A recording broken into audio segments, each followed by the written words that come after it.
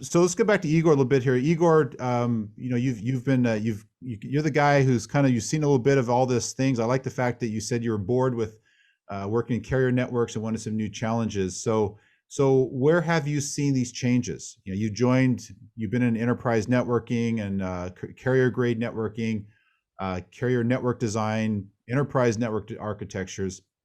What are you seeing in the changes, and where have you seen some of the biggest changes? To me, the biggest changes actually are really in the wireless area. This is the technology that moves, from my perception, the fastest way, and the development steps are really high. Yeah? And the abilities we get with the new Wi-Fi standards, it's always challenging, and it's always a change. It's a constant change, and that is what keeps us up, so to say. It's not only waiting for the next standard and that's it. It's the integration of the wireless networks in existing networks with the fixed networks and all that. The outdoor areas, the abilities we have in, let's say, large venues like malls or stadiums. That is something that is impossible with fixed networks. Yeah? And that is what keeps my interest in the wireless area up. Yeah? I like that. You brought up a key word there, the integration. We all have a Wi-Fi access point at home. I have Wi-Fi. You do. We all do. Everyone, people listening to this webcast, they have a Wi-Fi access point at home.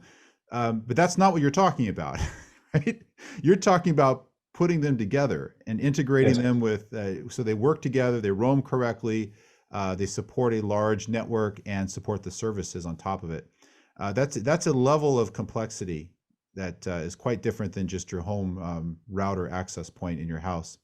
Correct. So, Will, in your commercial market, some of these medium to high rent areas, where are you seeing the expectations change? What biggest changes have you guys seen in the last few years? Being in these high rent districts, that says a lot. These tenants are paying top dollar for top of the line equipment and satisfaction. So the expectations that these building owners have is high of their vendors, and it's even higher from the tenants. So establishing places like cafes, health centers, conference centers, amenity centers, outdoor patios, offering Wi-Fi and TV, those systems need to be integrated. They need to be cyber secure. No one wants to be at a building that was just hacked, right?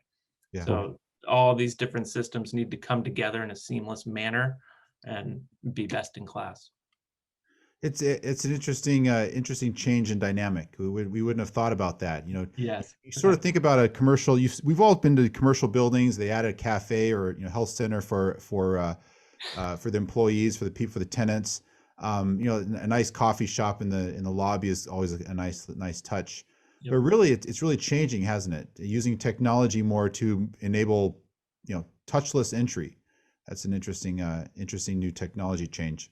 Absolutely. They want, that seamless integration, as I mentioned. They want to come into the garage in their car, not drop a cellular call. So you need to have a DAS system or some sort of Wi-Fi calling capabilities. Yeah. The elevator needs to know what floor they're going to. They scan the badge through their phone.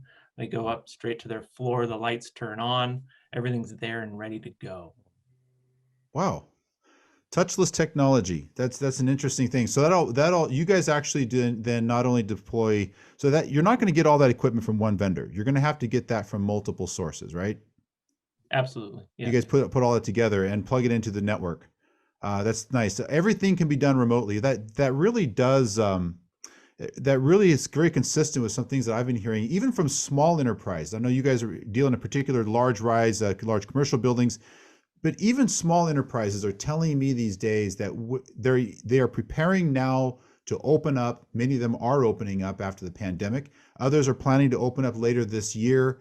But no matter whether they're in the middle of opening or they're still anticipating it in a few more months, they're all looking at their network needs from that perspective. What you just kind of hit upon there, everything should be done remotely.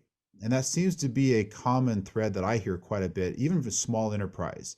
And that could be something like even a church building.